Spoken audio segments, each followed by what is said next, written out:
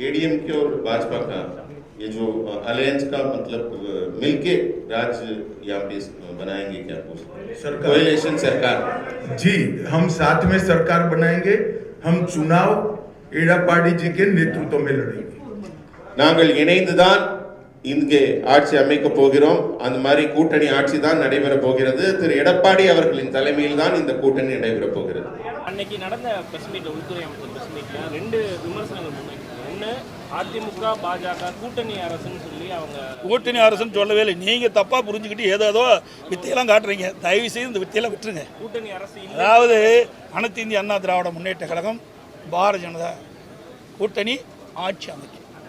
புரிஞ்சுங்க, அரசியல் பங்கு இல்லைன்றது நமக்கு ஏங்க திருப்பி அதுக்குள்ள வர ஏதாவது விறுவிறுப்பான செய்தி உங்களுக்கு வேணும், எங்கிட்ட இருந்து புடுங்க வேணும்.